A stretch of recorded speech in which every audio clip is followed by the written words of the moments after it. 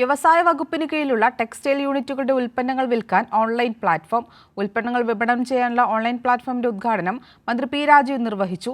പൊതുമേഖലാ സ്ഥാപനങ്ങളെ ശക്തിപ്പെടുത്തുകയും മത്സരക്ഷമമാക്കുകയും ലാഭകരമാക്കുകയും ചെയ്യുക എന്നതാണ് സർക്കാരിന്റെ കാഴ്ചപ്പാടെന്ന് വ്യവസായ മന്ത്രി പി രാജീവ് പറഞ്ഞു. ബോർഡ് ഫോർ പബ്ലിക് സെക്ടർ ട്രാൻസ്ഫോർമേഷന്റെ നേതൃത്വത്തിൽ സീഡിറ്റിന്റെ സഹായത്തോടെയാണ് എല്ലാ ടെക്സ്റ്റൈൽ യൂണിറ്റുകളുടെയും ഉൽപ്പന്നങ്ങൾ ഇ ബിഡിംഗ്, ഇ ലേലം എന്നിവയിലൂടെ വിൽക്കുന്നതിനുള്ള ഓൺലൈൻ വിൽപ്പന പ്ലാറ്റ്ഫോം വികസിപ്പിച്ചത്. ഒരു പദ്ധതി ലാഭകരമാകുന്നില്ലെങ്കിൽ അടുത്ത ഉൽപ്പന്നം കൊണ്ടുവരികയാണ് ലക്ഷ്യം. പൊതുമേഖലയിൽ നിന്നുതന്നെ ഇതിനായി സംയുക്ത സംരംഭങ്ങൾ ആരംഭിക്കാനുള്ള അനുമതിയും സർക്കാർ നൽകുമെന്ന് മന്ത്രി പറഞ്ഞു. ഒരു ആക്ടിവിറ്റി ഒരിക്കലും ലാഭമാകുന്നില്ലെങ്കിൽ ആ ആക്ടിവിറ്റി തന്നെ കെട്ടിപ്പിടിച്ചിരിക്കേണ്ട കാര്യമില്ല. PSU നിർത്തിക്കൊണ്ട് തന്നെ വേറെ ആക്ടിവിറ്റിയിലേക്ക് കിടക്കാം. PSU തന്നെ ആയിരിക്കും.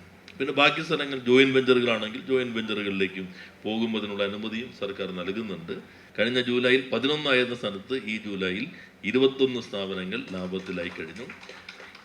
4 ഒഴികെ എല്ലാം ലാഭത്തിലാക്കാൻ പറ്റുമോ എന്നാണ് BPT ശ്രമിക്കുന്നത്. 4 കൂടി ഉൾപ്പെടുത്താൻ പറ്റുമോ എന്ന് നോക്കാനാണ് ഞാൻ അവരോട് പറഞ്ഞിരിക്കുന്നത്. എന്തായാലും നല്ല ശ്രമം എല്ലാവരും കൂടി നടത്തുന്നുണ്ട്. അതിനെല്ലാവരെയും അഭിനന്ദിക്കുന്നു.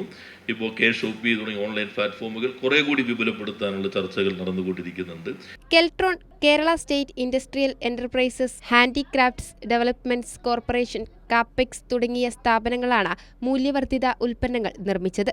ചടങ്ങിൽ VK പ്രശാന്ത് MLA, വ്യവസായ principal secretary APM Muhammad Hanish തുടങ്ങിയവരും പങ്കെടുത്തു. കൈരളി ന്യൂസ്, തിരുവനന്തപുരം.